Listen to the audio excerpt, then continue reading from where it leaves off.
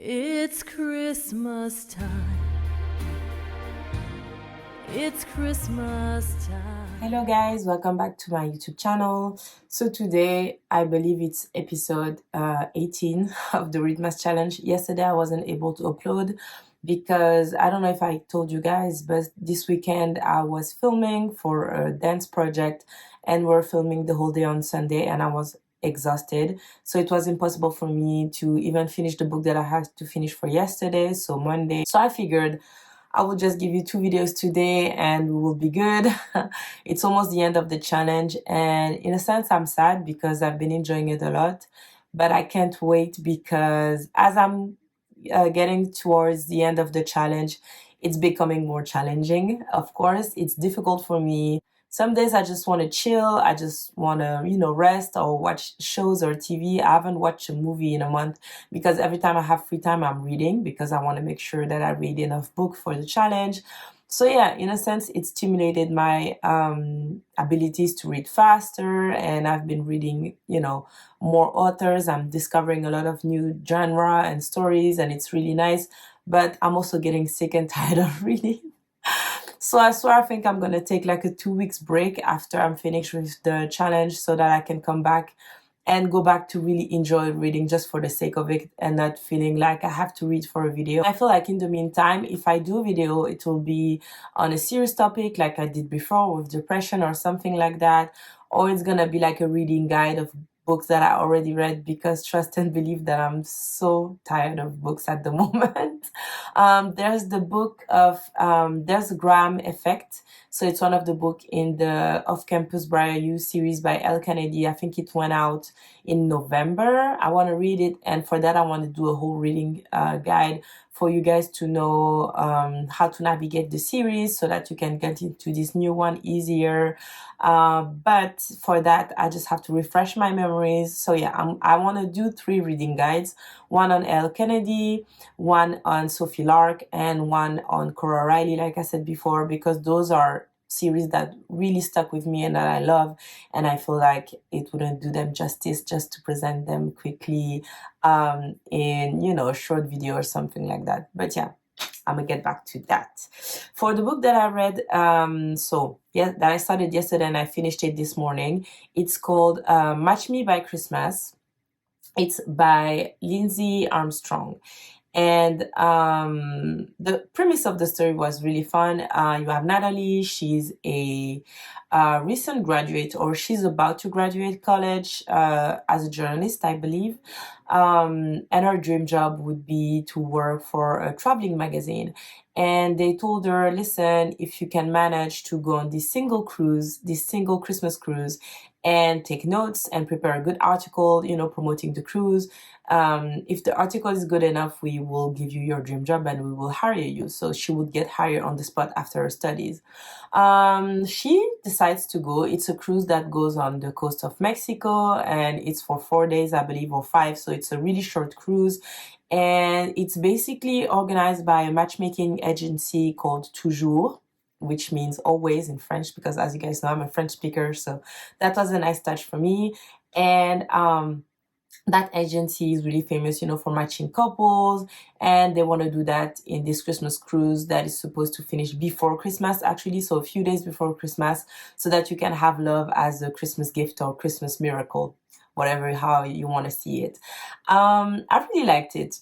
So you have Natalie. She's meeting one of the staff on the cruise named Sean, and he's actually like the VP of the cruise. So he's coordinating the whole event with Toujours, and he has a bit of an age gap with Natalie. He's like 10 years older than her, and he's a former army soldier, but he wanted to be a Navy SEAL, but he never managed to, prospect for the army because he got into a car accident that left him injured. He has a knee that doesn't function as much as he would want to, so he has some pain sometimes. He has trouble running or doing anything that is gonna exhaust his knee. So he meets Natalie on the first day because she dumps food on him, and then he quickly learns that she's a reporter for the cruise, and he's trying to be in the good graces of the people at Toujours and for her as well, so that she can write a stellar review of the cruise, because he wants Toujours to pick the cruise as the cruise that they will use all the time for their single event. I think he worked for a company called Sandra or something like that. And if he managed that, he would get a huge bonus, and he wants to use that as a down payment to open a traveling agency.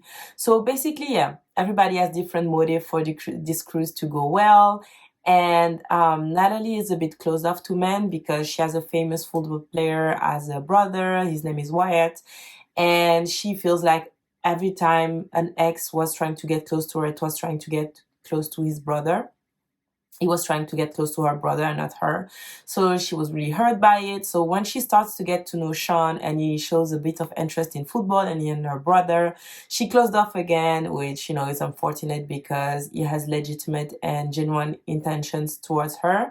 They get to know each other, but Sean on the other hand is closed off because he doesn't want her to see him as somebody that is injured, older than her, and that would prevent her from the fun in her life, because he knows that she want to work for a traveling magazine, so she will be hopping around the planet, and he is done with that. He's been working for 10 years on this cruise, and he wants to open a traveling agency so that he can have a stable life in one city.